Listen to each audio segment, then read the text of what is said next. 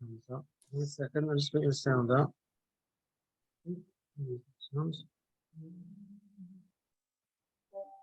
Okay, right. Okay, cool. Rabbi.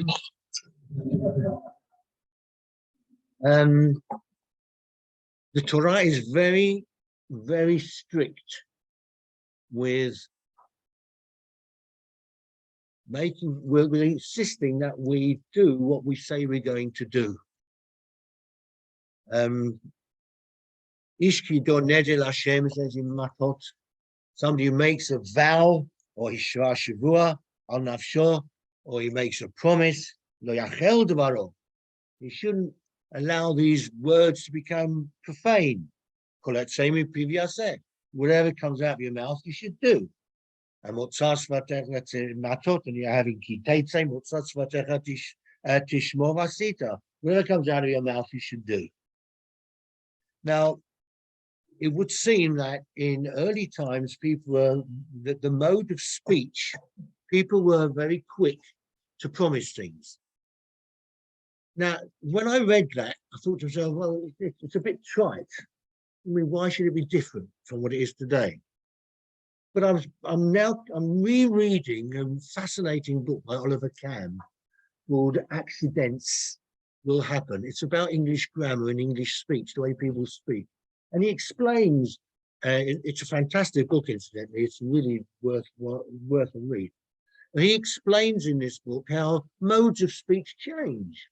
And over the centuries, the way people speak, the way people used to speak then, is not the same way. I'm not just saying specifically words that we use, but that our modes of speech change. So when they say that in early days, people were very quick to make a promise. If you don't come round to my house, I swear I'll never let you in the room again.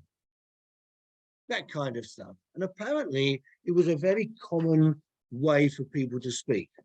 And it's actually very serious, because if you look at the halachas, the strict halachah, the words of the Torah I've just quoted, if you say something like that, I'm not going to let you in again ever, then you really have to stick to it. And hence we've got all this bli neder that people say all the time, right? It was a big worry where people would say things and not keep their promises. The Shibolia Leket, 13th century, says it's very important to annul vows before Yom Kippur, because Yom Kippur doesn't annul vows of itself. And consequently, if you enter Yom Kippur without nullifying a vow, then he says the whole of the Yom Kippur davening is worthless. You have a very big problem. This is, of course, the origin of Hatarat Nedarim, of annulling vows beforehand, because Yom Kippur doesn't annul vows. It's these kinds of ideas that have brought about the Kol Nidrei prayer, which is what I want to speak about. Where the Kol Nidrei prayer actually comes from. And it's very, very difficult to know. If I ask you, many of you, I'm not going to ask, but many of you would say, oh, it's the Marranos in Spain. Am I correct? You would think that? You wouldn't, okay? Anybody else would think that? Well, most people do, funnily enough. Oh, the Marranos, the hidden Jews of Spain, the time of the expulsion, 1492, and they were the ones who they invented Kol Nidrei. What would you say there?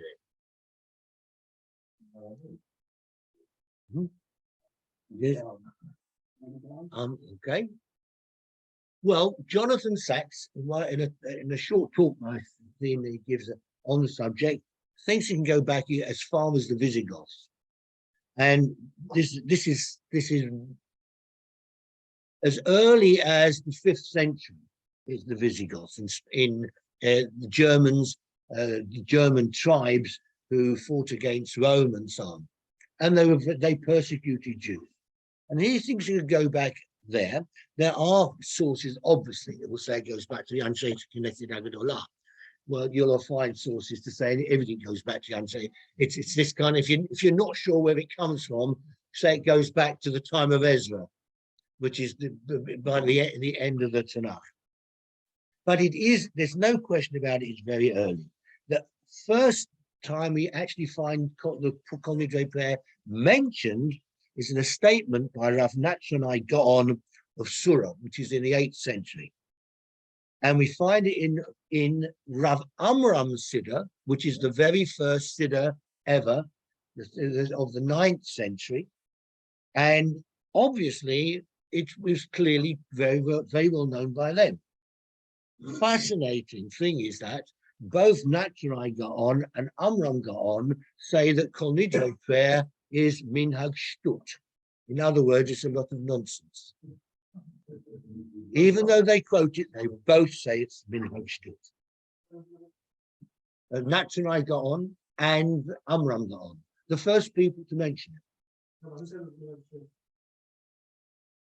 Amram Gaon. They say if you look, I looked it up. I looked in my Rav Amram, and he actually says, this is a nonsense practice. What is the idea of Kol Nidre? The idea is if somebody in the past year had made a vow or promise they couldn't fulfill through error or through circumstances they couldn't control, then Kol Nidre should serve as a prayer for forgiveness. Ask that those promises shouldn't have been promises, they should never have been given. You have to note that Rabbi Akiva points out in Kedushin, it doesn't change the fact that it's still a sin to deliberately not keep a promise. And that's interestingly why the very next verse after Kol Nidre is the Nislach l'chol adat b'nei Yisrael, when we ask God to forgive the children of Israel for things we've done in ignorance. Now, in this connection, the Be'er HaGolam points out that when you quote the Yodea, it says Kol Nidre has no effect whatsoever on any dealings between Jews and non-Jews. There's not one single authority that will suggest that the words of Kol Nidre can in any way have any impact on any deal or any arrangements you make with non-Jewish people.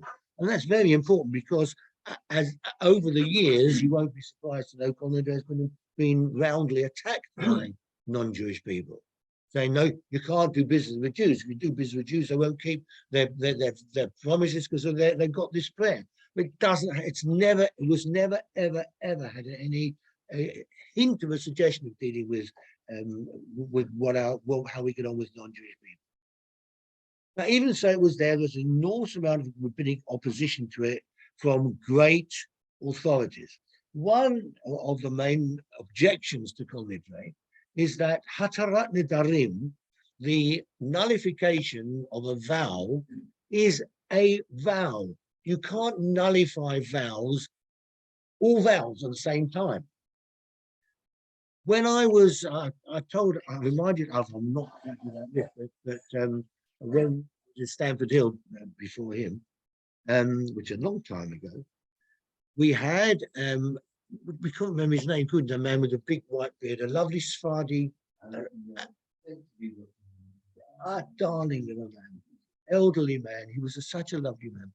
And one day, Diane Lerner, who was a Rav at the time, my wife, said, we want me to come over, and we stood in front of Bhutan, Mr. Leslie Curzon, and now 3 of us were standing there to make a bezdin. Why? And Diane Lerner explained, this old man, had made a vow when he was a youngster, he would never sit down during tefillah. And now he had a very bad leg, and he couldn't deal with it anymore, and he had to sit down. So we nullified, we said, you do, mutalach, mutalach, mutalach, we release you from the vow. The point I want to make is that when you release people from vows, you can't do it wholesale. In general, Hatarat Nedarim really applies to a specific vow. So I've made a promise to do da-da-da-da-da, and now realize I can't do it anymore, so I can be released from such a vow. And that's one of the reasons they were so very much against the whole idea of Kol Nidre. And over the years, many people have called it minhag shtut. They called it nonsense. The first person who really raised very serious objections to it was Rabbeinu Tam in the 11th century. And he amended the words. the Kol Nidre prayer used to say from last year till this year, all the vows I made last year. Now, what do we say now? We say, Yom Kippurim Zeh, Ad Yom Kippurim Haba. We say all the prayers I'm going to make in the coming year. This is what we say today. Any vows I make in the coming year should be nullified. And he didn't bring he made his emendation, he didn't bring it out of the air, he brought it from a Mishnah. In the Darim, actually quoted in the Gemara, where Rabbi Eliezer ben Yaakov says anybody who wants to, and he's worried about vows he may take throughout the year, and he's worried that he might say something he shouldn't say, he can become null and void. He should rise on Rosh Hashanah and declare, let every vow which I may take from now be viewed as null and void. So Kol Nidre now nullifies vows that not were taken last year, but were taken in the future. It's not a cancellation of vows. It's now thought of as just a proviso. If it happens that I promised to do something next year, then for reasons beyond my control, I couldn't do it, then it should be considered as if I hadn't given this vow in the first place. So a good question is, if people are not happy with it, how come we're still saying it? It's a jolly good question, with a very unexpected answer. The Levush, Mordechai Avram Yafi, writes, listen to this. The way in which this piece is now printed in the Machzorim is quite senseless and unintelligible. The only thing that gives it meaning and content is its melody. Whenever I've attempted to improve the text and teach my new version to Chazanim, my efforts have been in vain, for they're much too attached to the time-honored melody which best fits the old text. Now, this is extraordinary because it appears that the melody has such a grip, such a hold on community, the whole community, that even great Rabbonim couldn't get rid of it. Can you imagine a situation where the Chazan turns around to Rabbi Mordechai Yafi and says, excuse me, Rabbi, you stick to the Paschal Shalas, I'll stick to the singing. And that's actually what happened. It would appear, and it's interesting, there's more than one source that suggests this, that it's the melody that had such an incredible grip on people, and the words were so appropriate, or rather, they fitted or do fit so well to the melody that the rabbinical authorities found it virtually impossible to eradicate it. There's a number of interesting things about Kol Nidre, just to finish off with. Why do we say it on Yom Kippur rather than Rosh Hashanah? Because if you were listening to what I said a few moments ago, the suggestion was actually you should say it on Rosh Hashanah, the beginning of the year. Well, Yechezkel actually refers to Yom Kippur, to Rosh Hashanah as Yom Kippur, because they're both at the beginning of the year. And also a reason why we say Kol Nidre in Shul is on Yom Kippur is because there's likely to be more people in Shul on Yom Kippur than Rosh Hashanah. That's how they felt. You know, people Kol Nidre night, and it's probably true. Maybe now, possibly, but I mean, days gone by. Sadly, things have changed a lot. I'm sure you all remember. You won't.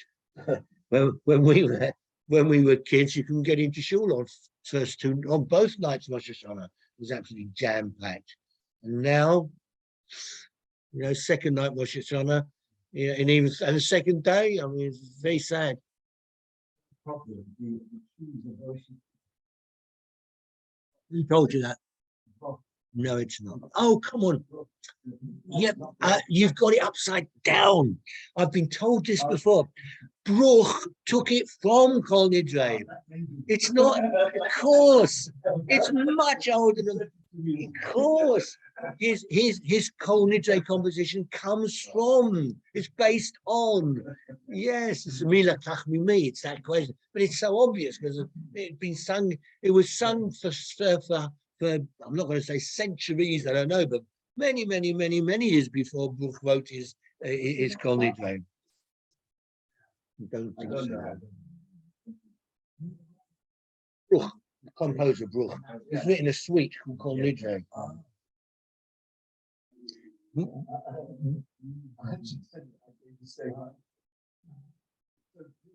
Yeah. Of course it preceded it. Why do we say it in Aramaic? Well, if you're going to say it, look, Hatarat Nedarim, if you're going to say it has any value whatsoever, and I suppose to the extent that if we unthinkingly say during the course of the year, I swear you're not going to, like we said to our kids, if you don't come home at 5 o'clock, I swear you'll never. Well, strictly, I'll be you shouldn't, you've made a vow. So if you do something like that, so Kol Nidre, having I said last year, will cover that kind of thing. So there is a reason. There's still a valid reason for saying the words of Kol Nidre. So it was composed in Aramaic because it was composed in an environment where people spoke Aramaic. We have to start Kol Nidre before nightfall. When I was employed in a job, I used to insist that we started absolutely on the dot. And if you notice, Kol Nidre always has to be, you have to start Kol Nidre before nightfall, always. Hatarat Nedarim, when it's done properly, well, somebody that has a proper reason for doing Hatarat Nedarim can only be done during the daytime. So we have to make sure we start Kol Nidre before dark. And I always used to get the choir to start, or whatever it was. I don't care anybody coming in, you got to do it. We have 3 people on the bimah, a cousin who's saying the words, and 2 people, one each side, holding a Sefer Torah. Why? Because Hatarat Nedarim has to be done by 3 people. Also, there is a nice idea to recall the war against the Amaleks when Moshe Rabbeinu had Aaron and Hur, one each side, supporting him. Why do we say it 3 times? Well, we do a lot of things 3 times to give them emphasis. It's the idea that when you repeat something 3 times, it's very clear this is jolly important. So it gives it emphasis. Another reason is to make sure everybody hears it at least once. I remember an occasion in Kenton when somebody, I was singing Kol Nidre, and somebody arrived a little bit late, and the stupid people wouldn't let him into the shul. He was livid, and he had every right to be livid, so he'd come late. You've still got to let him in, because the whole point of saying it 3 times is so at least he could hear it once. He was a member. You would even know who he is. He's a man who followed your profession. Right? He wasn't pulling his teeth out, he was pulling his hair out there. They wouldn't let him in.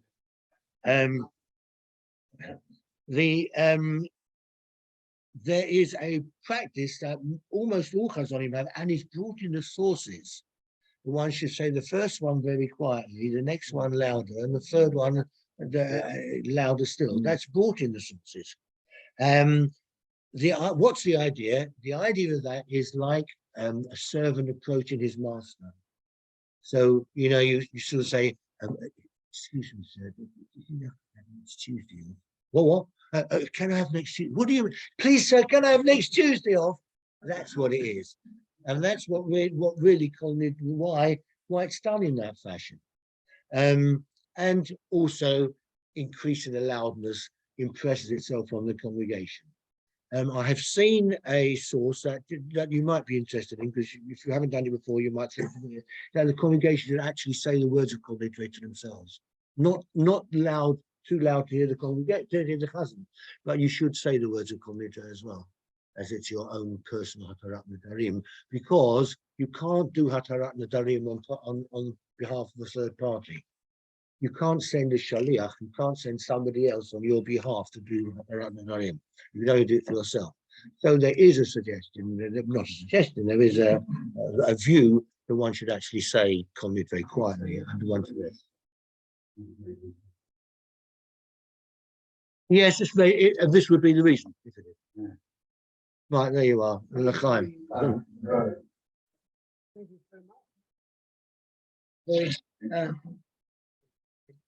Very appropriate.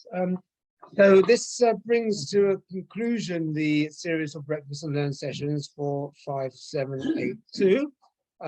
We will start again after Simchat Torah. Special thanks to all the speakers we've had over the last few weeks, and very special thanks to Carol Raphael for organizing the catering. Without you, it wouldn't happen. So thank you so much. Thanks to Stephen for organizing it. So I will now do the bracha. I'll say goodbye to the people on Zoom. Wish you all a happy new year. Shana Tova, K'tiva v'chatima Tova. We'll see you in Shula v'Yom Tov next year, and we'll now say the bracha for now and conclude the session. So bye-bye those on Zoom. Have a good week.